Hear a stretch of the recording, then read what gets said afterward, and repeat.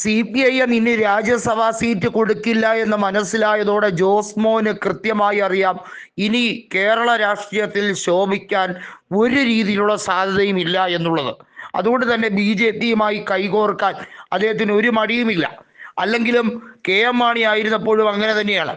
KM മാണിയെ UDF നേതാക്കൾ വലിയ സഹായം ചെയ്തപ്പോഴാണ് അദ്ദേഹത്തിന് അഴിമതി അതിശക്തമായി ആരോപണം നിലനിന്നപ്പോൾ പോലും അദ്ദേഹത്തിനെ നെഞ്ചുകൊടുത്ത് സംരക്ഷിച്ച് UDF MLA മാർ അദ്ദേഹത്തിന് ബജറ്റ് അവതരിപ്പിക്കുന്നതിൽ എല്ലാ രീതിയിലുള്ള സഹായവും നൽകിയത്. എന്നിട്ട് അതേ UDFനെ വഞ്ചിച്ചാണ് ഒടുവിൽ അദ്ദേഹത്തിൻ്റെ മകൻ LDFന്റെ സഹായത്തോടു കൂടി ഇപ്പോൾ നിലനിൽക്കുന്നത്. എന്നാൽ LDFും കൈവിട്ടിരിക്കുന്ന ഒരു സ്ഥിതിയിലേക്കാണ്. ഇനി വരുന്ന നിയമസഭാ തെരഞ്ഞെടുപ്പിൽ കേരള കോൺഗ്രസ് എമ്മിന് സീറ്റുകൾ 5 പരിമിതപ്പെടുത്താനാണ് നിർദ്ദേശം. അതായത് അവർ വിജയിച്ച സിറ്റിംഗ് സീറ്റുകൾ മാത്രം നൽകും, അതല്ലാതെ ഒരു ആനുകൂല്യം കൊടുക്കാൻ നിവർത്തിയില്ല. ബാക്കി സീറ്റുകളൊക്കെ CPIM ഏറ്റെടുക്കാൻ വേണ്ടിയുള്ള രീതിയിലേക്കാണ് കാര്യങ്ങൾ പോകുന്നത്. അതോടുകൂടി ജോസ്മോന്റെ പരിപ്പിളകിയിരിക്കുകയാണ്.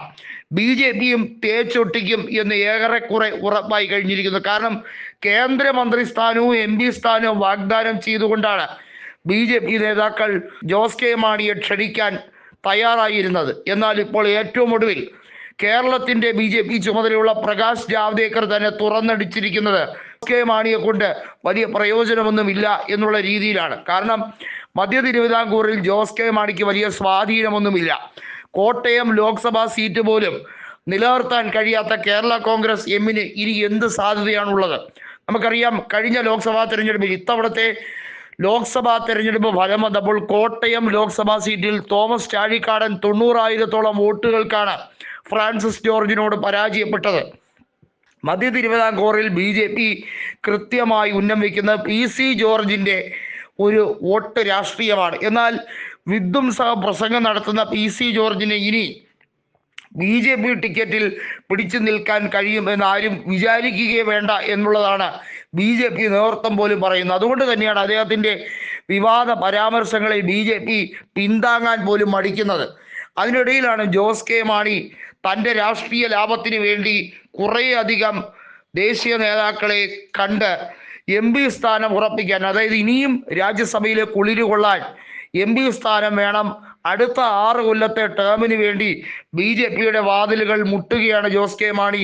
എന്നിട്ടും രക്ഷയില്ല. കേന്ദ്രമന്ത്രി സ്ഥാനം പോയിട്ട് BJPയുടെ ഒരു MP സ്ഥാനമെങ്കിലും തരുമോ എന്ന ചോദ്യം. കാരണം നമുക്കറിയാം, പല സംസ്ഥാനങ്ങളിൽ നിന്നായി BJPക്ക് എവിടെ നിന്ന് വേണമെങ്കിലും ജോസ് കെ മാണിയെ രാജ്യസഭ വഴി നിയമിക്കാം. പക്ഷെ അവരുടെ ഡിമാൻഡ് ഇത്രയേ ഉള്ളൂ: കേരള കോൺഗ്രസ് എമ്മിനെ BJPയിൽ ലയിപ്പിക്കുകയാണെങ്കിൽ നമുക്ക് അനുഭാവപൂർവ്വം പരിഗണിക്കാം. അപ്പോഴും വ്യക്തതയൊന്നും BJP പറഞ്ഞിട്ടില്ല. കേരള കോൺഗ്രസ് എം എന്ന രാഷ്ട്രീയ പാർട്ടിയുടെ ലേബലിൽ നിങ്ങൾക്ക് ഇനി രാജ്യസഭയിൽ BJP സഹായത്തോടെ ജയിക്കാമെന്ന് കരുതണ്ട എന്ന പ്രകാശ് ജാവ്ദേക്കറിന്റെ വാക്കുകൾ ആ രീതിയിലേക്ക് പറഞ്ഞതോടുകൂടി ജോസ് കെ മാണി ആകെ നാറിയിരിക്കുകയാണ്.